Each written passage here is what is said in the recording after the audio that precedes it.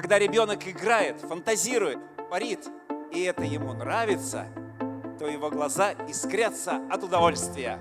Эта искорка и есть начало большого творчества. Этот фестиваль для детей до 3 класса обучения.